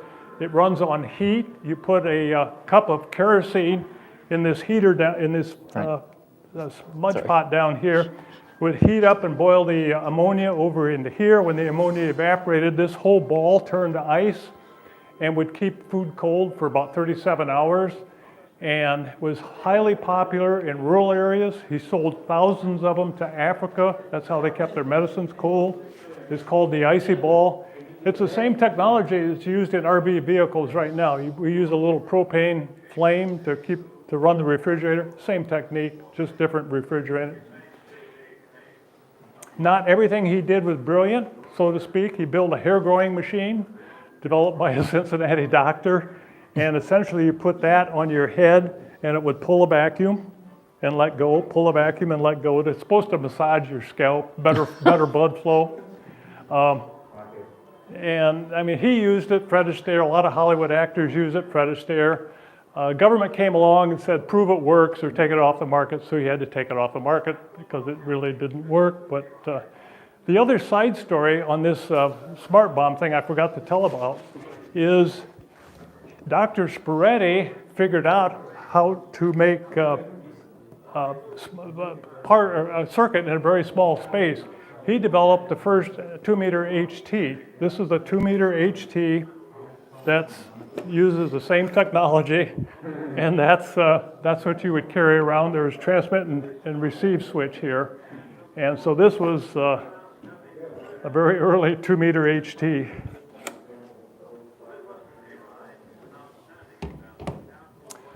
Other than that, he did come up with radio fax. They had a technology back then, it was called radio fax, Now we understood fax to be over the telephone lines, but they did push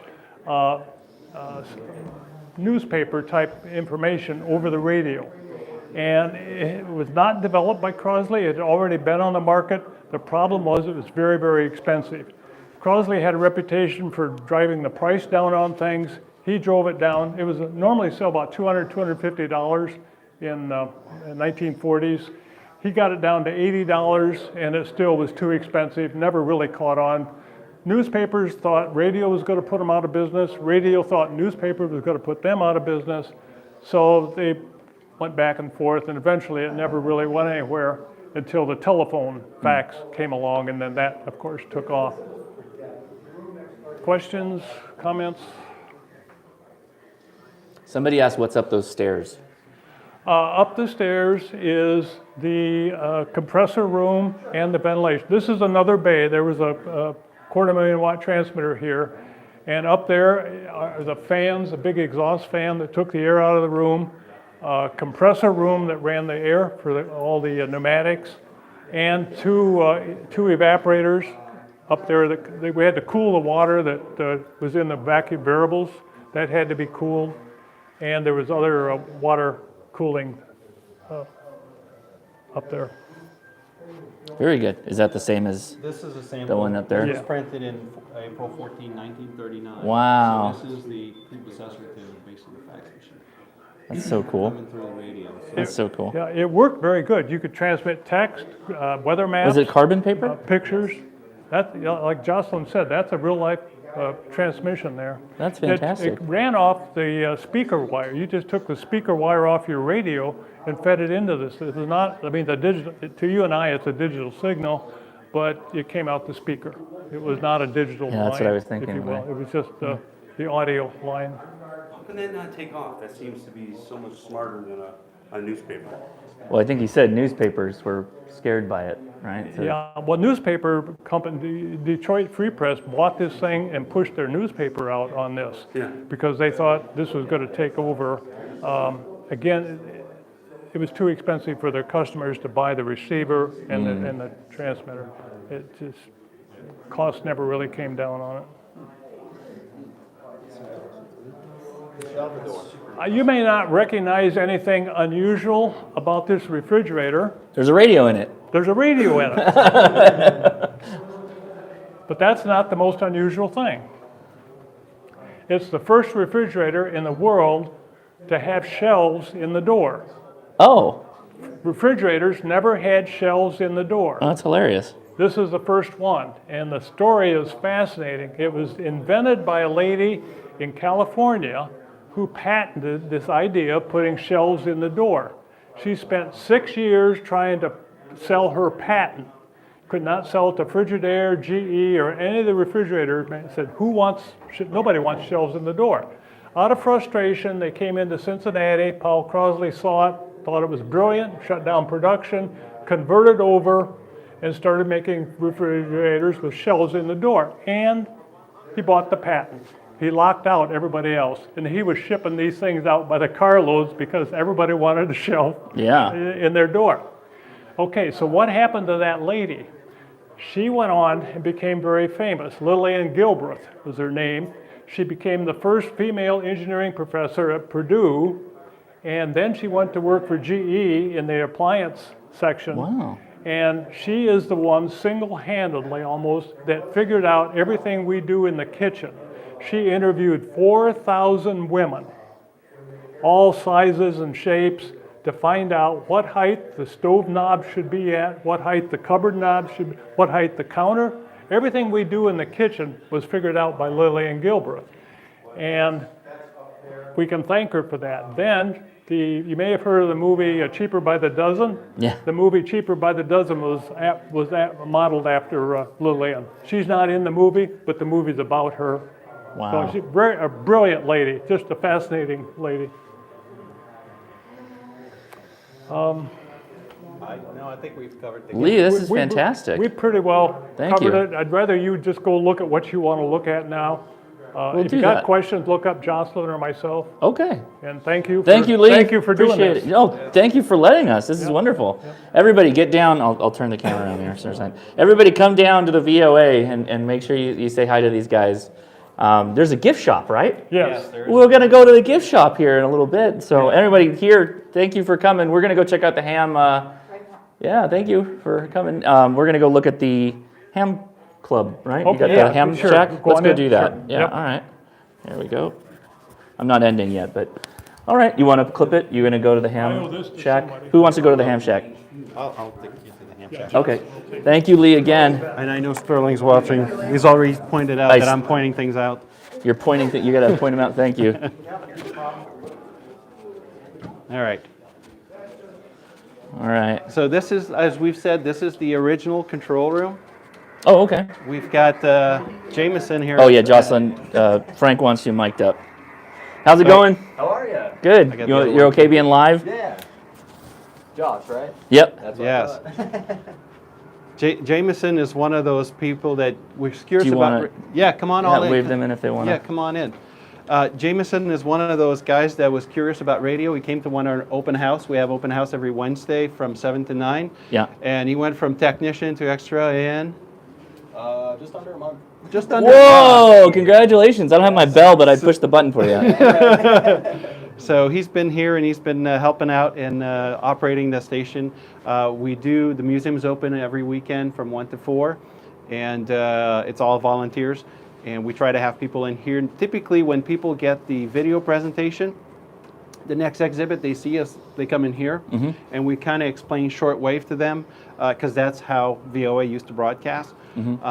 We typically, I would say 99% of the time, we're able to make contact with Europe, and we explain that we're doing that with a kilowatt. This place had 250,000. So Right. they can they can hear you. Yeah, Yes, yeah. they could hear big, us. Big signal. Big signal. That's why they had just that small Right. whip. So we have 4 stations that are always typically on.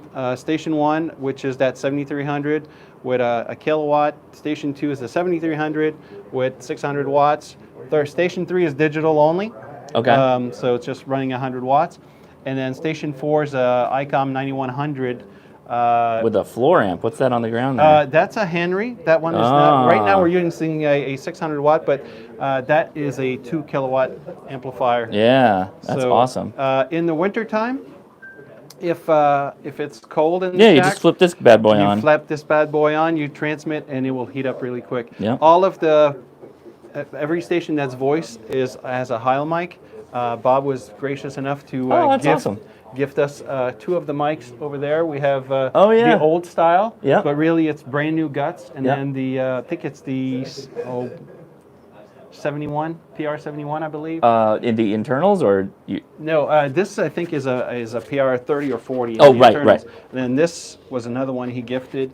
And then basically station 1 and 2 are unique. As we're getting people more interested in radio, we're trying to make it that it doesn't matter because people get comfortable with one setup and they don't want to change. Where this is, it's the same thing, so Yeah. it's easy for these to be on. And then on the back wall here, there's some mess, but there's also possibly 3 other stations. The kids that we had at Yoda this summer, this is where their stations were set up. Ah, very nice. Is that weather coming in here? Yes, that's weather. Where are we coming in. located? That dot? Yeah. Yeah. Okay, so we got some weather coming. Yeah, we have some weather coming in. Look, it's a bean fang. Station 8 is unique. We had a lot of people, when I joined the club, we had a lot of people that would come in and they had issues with the radio, and they would go to this radio because it was the closest one, rip everything out, test their radio, and then leave. And then you're kind of like, okay, how do you hook up, especially if you've never dealt with an amplifier, you don't know where things go. Right. So this is a test bench. So you have a dummy load built in. Okay. 100 watt dummy load. You have an antenna port that goes to our matrix. I'll explain that in a second. And then you get 12 volt power pole binding and USB power as well for whatever you would need. So if you have a radio, you want to test it, you bring it here, you set it up here, and then you have access to all the antennas. The panel at the back. The rack there? Ooh, yeah, look at that rack. Yes. So the red is all antennas. Green is ground, keep it simple, and Yeah. blue is the stations. Okay. So that way you can hook up to anything you want. Oh, and it's a cross matrix, so it's all just jumpers. Correct. So, That's wonderful. Very smart. So very simple, but very efficient. Yeah. What I was going to say is, yeah, so you can see we've got 1 through 7 guests, and that's a separate port for the 2 meter, because that 9100 can do HF and VHF, UHF. That's awesome. So we ground everything when Is this we're a broadcast filter? done. This is a filter. We have an SDR that runs over here. Oh, okay. That's tied to one antennas. That's available for anybody to use off our website. Right. So if you want to know how well you can hear in this area, you can just go to that website. So Yeah. that's hooked up 24/7. So yeah, there's a broadcast filter. We are a mile from WLW. We do Right. get some I'm 3 interaction. miles from KFI in Southern The California. 160 antenna is it's 160 meters. Yeah. Just it doesn't play well. So we've had to do some stuff. But yeah, that's our simple, easy way to get everything. Behind you is the Faraday room. When they would Can I test peek in stuff, there, or is it? It's It's been just a storage room now. It's a Oh, storage- look at the door. Yes, so you can see that it's copper. Yeah. And it's all. Oh, it's all ripped out too. It's yeah. all grounded. This is serious. So You could put all your trash can preps in here. Yeah, so you can put all your stuff. That's a proper Faraday room. Yes, and then we've just converted to a little working area. So That's where the soldering iron Yeah, is, guys. exactly. If you need to do some work, you get a little privacy. So a couple of folks are asking again, Yes. what's the address, just so everybody knows? The address is 8070 Tylersville Road in Westchester, Ohio, 45069. Or look at our website, wcvoa.org, Yes. or voamuseum.com. And I'll update the description for all the links and change the thumbnail stuff, because we fine. kind of did this a little bit ad hoc. Yeah, yeah, yeah. I guess there's a couple of things. I want to see the gift shop, obviously. I think it'd Yeah. be fun to do it live. Going out to see the Switch. Yes. And then while we're out there, can we swing around to the flea market? Is that going on right now? Yes, the flea market is on that side. Can we do all of that? We can do all of that. Okay. If you the got gift the shop's time. in the front. That's What in do the you- what back. do you That's think's in the the most side. efficient way to do all this? Why don't we? It's going to be light forever, so we can do the quick gift shop. Okay, okay. Do the flea, and then Flea, we I'll can do- get out of the way here. Yep. I'll let you lead. All right. If anybody wants to see the gift shop. Well, yeah, I think people in chat want to see the gift shop more than anybody. Yeah. It's not a huge Yeah, gift shop but- by any stretch. Help support the museum, though, right? Exactly. So we do have, and this is an old. I think this was the employees' Lounge. restroom. Oh, it's a restroom? Yeah, this was the Oh, this was the shower. It's been reconverted, but yes, you can get an 807. That's awesome. And then just some pictures and T-shirts and just caps and all kinds of little things. How do you have people that are coming here on travel take one of those home? Does it come in a box, the tube? I would have to ask, but Are they separatable? We no, they're mounted, but Oh, okay. I'm sure we can arrange something. Okay. So I'll let you guys slide in here while I hop out. Very good. Thank you Yeah. for that. I'll wait in the lobby. You guys look, and then we're going to go outside, I think. Yep. If you want to join us.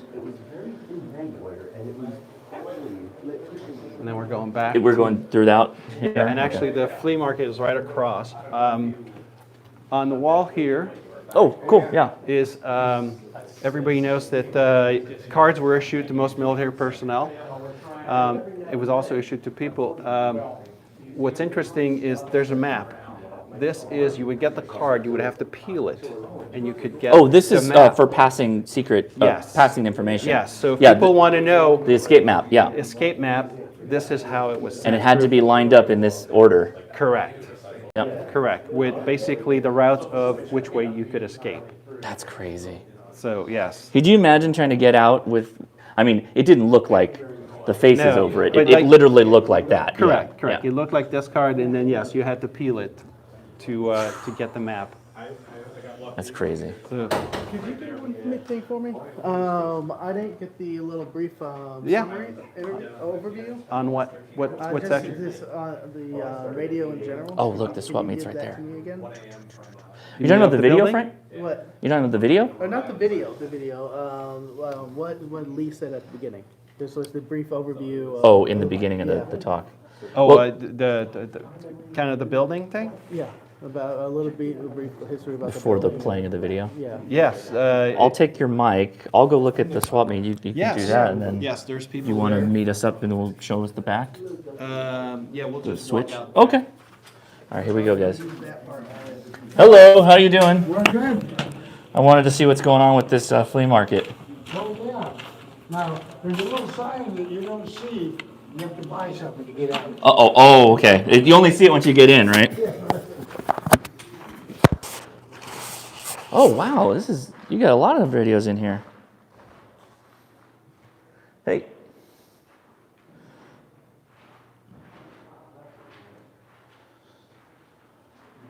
Tube testers? That's cool.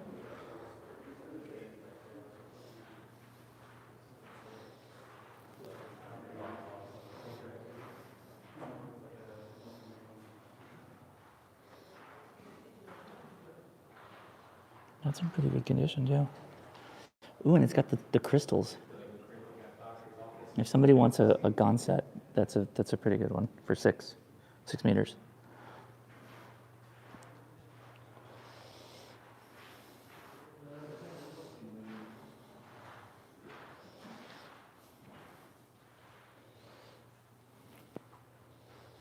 Is that a screenwriter?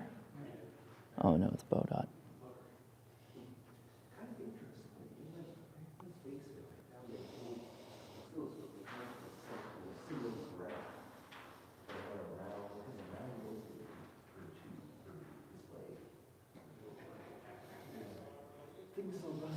How you doing? Good. All right. Are you local here? I am not. I'm in California. Oh, okay. So I came in for the show. What's this guy right here? Is this? Yeah. It's a transceiver, 2 meter. Ouch. I did not expect that. Sorry. Yeah, I was good. Sorry. What you want to grab this from me maybe, and then you can show me how it.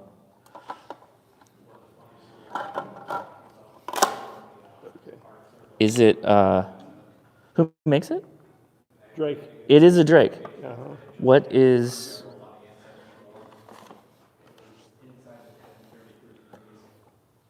Is that $5? Oh, I'll take it. Okay. With the mic? Yeah. Oh, shoot. Okay. Well, here you go, guys. There's my first. I'm assuming no idea if it runs or not. No idea. No idea. Okay. You have change for a 10? Yeah. Okay. Thank you. Okay.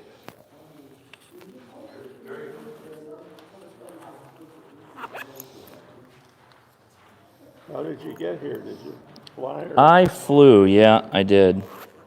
I flew into Atlanta, which is kind of the long way to get here. Yeah. Not the most efficient way, but.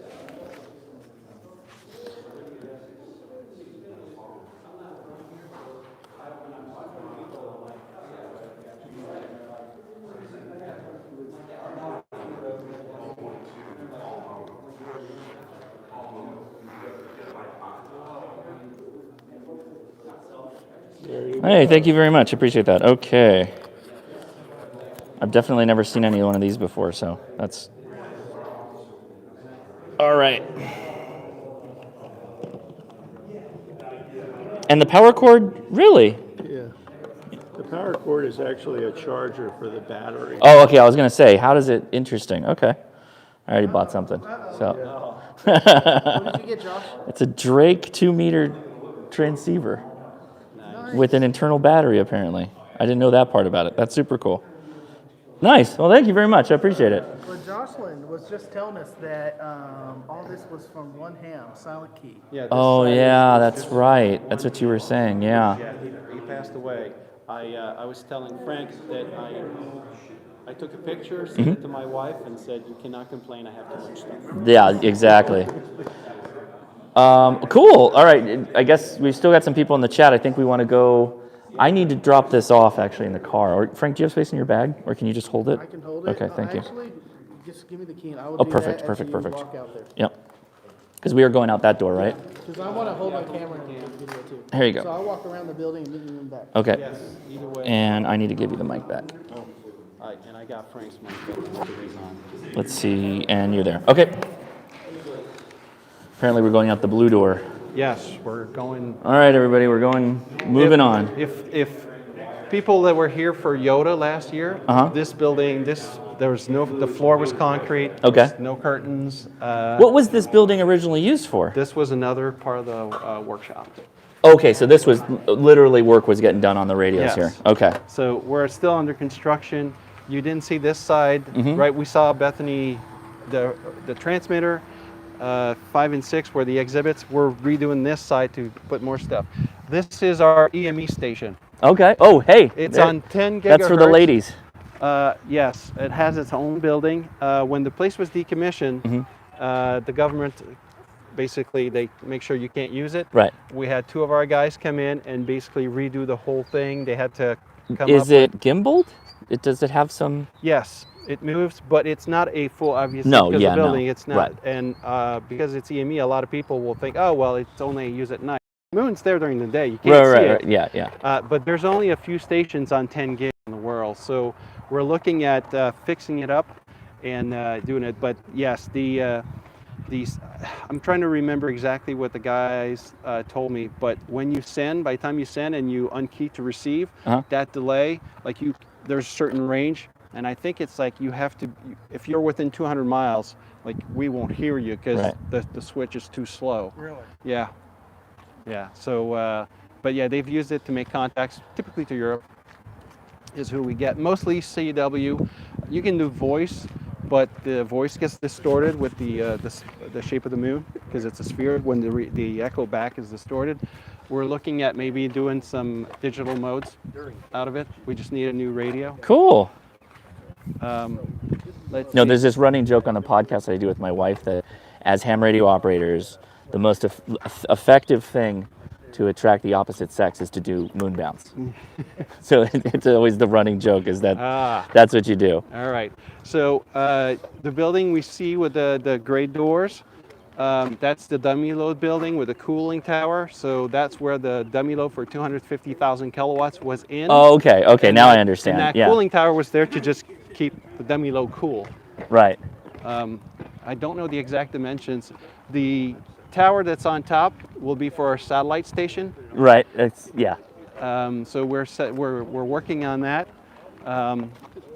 And then this is the switch gear, and then you can see some of the antennas we have. This is only part of them. The vertical on the left Hey, side. you've got a wire coming off here, right? It looks like. That's the 160. 160. There 160 you go. inverted V. Where's the other leg? Is it? Am I missing it? Inverted well, actually, V? you know what? Or is that's not just the a long wire? That's a long wire. They Okay. converted it. They used to be an inverted V, and it used to go to that light post, or that light there. But you're right. They changed it to a Cool. long wire. So antennas we have a No, not in my backyard. That's for sure. we have a tri-bander. So Okay. 10, 15, 20. Yeah. There's another tower on the back. That's a station master. That's for our local repeater. Sure. That's just covers this area. Is that a butternut or what is that on the left? That's a R9 Cushcraft. Cushcraft. Yeah. Okay. And that's mostly used for the SDR to receive. The Cushcraft. The Just to give it Cushcraft. something multi-banded kind of thing. There's a fan dipole between the two towers. Okay. Yeah. And that'll do 10 through 80. And then, like you said, if you look And back, there's another there's tower. another tower, 2 meters on top, 6, another tri-bander, and there's a 40 and 80 meter dipole on there. Hey, this is pretty. You got some decent antenna set up here. Yeah, and then on the back is a 2 meter.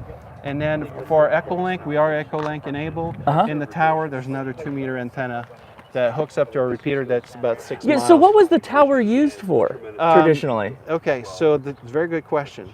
So in the 40s, the most popular building to build, because you need to build I'm something. gonna get you this Yes, way. Then that's you, fine. You talk to the yeah.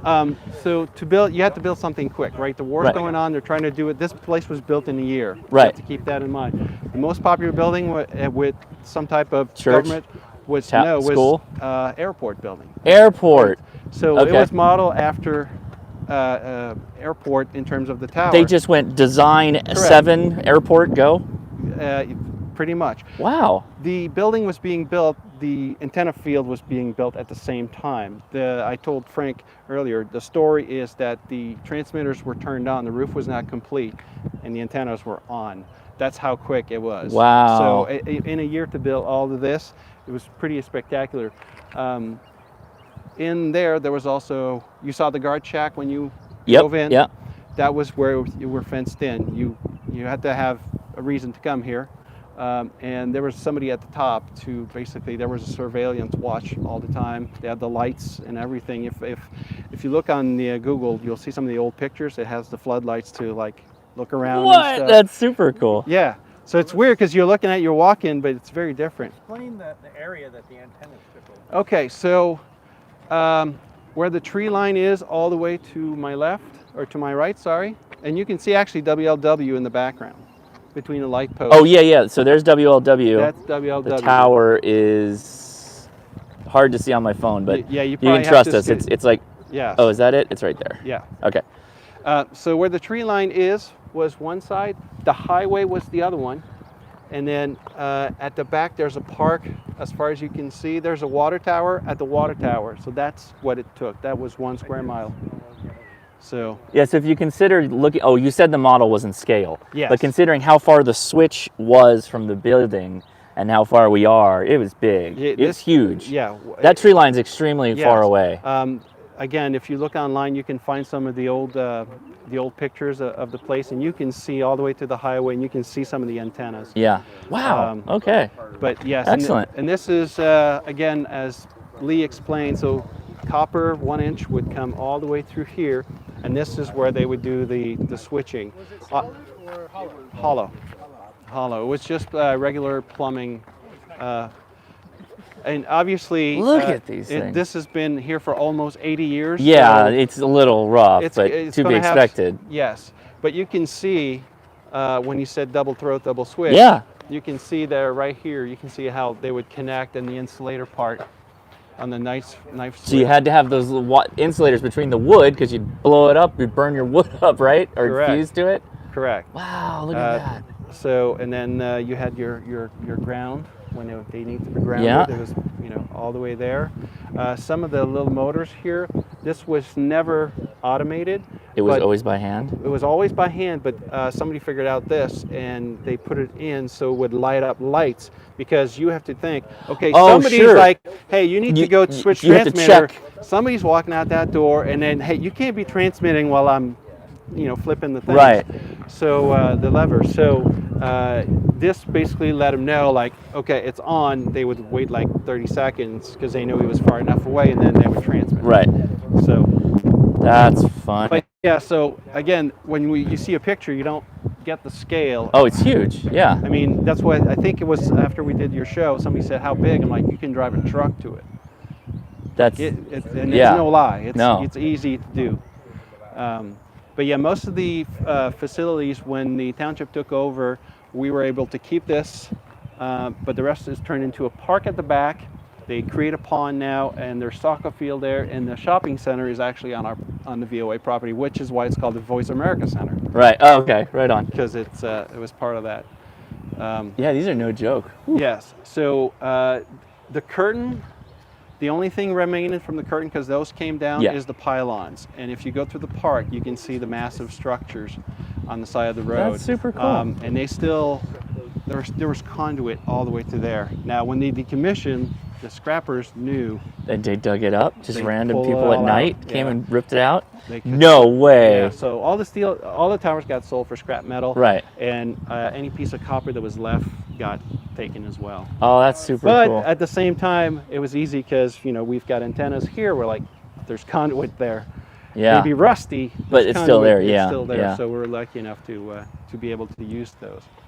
So, Well, Jocelyn, thank you so much for You're doing very this. This is welcome. awesome. I think we're probably wrapped. I mean, we're we're Is there pretty anything much else done. we should mention? If you're in the Cincinnati area, we're open. Yes, please come. And hours again, 9 p.m. every weekday or every No. day except for Sunday. For Hamvention. For Hamvention. For Hamvention, yes. Sunday we close at 5, but every day we close at 9, open at 1. And if you're outside Hamvention, it's Saturday and Sunday, 1 through 4. And we do have an open house for hams on 7 to 9. The museum is shut down, but you get to operate and learn, talk. Oh, right. You could actually go in the ham shack. Yes. Okay, right on. Thank you again. Right. Appreciate You're it. welcome. All right, everybody. I'm gonna flip it around here. I can use the selfie thing now. Oh, maybe not. Where are we going? There we go. There we go. Hey, thanks everybody. All right, we'll see. Hopefully we see you this weekend. It's going to be a lot of fun. All right, I'm not going to record going to grain work, so if you want to come down. All right, thanks everybody. All right, come on.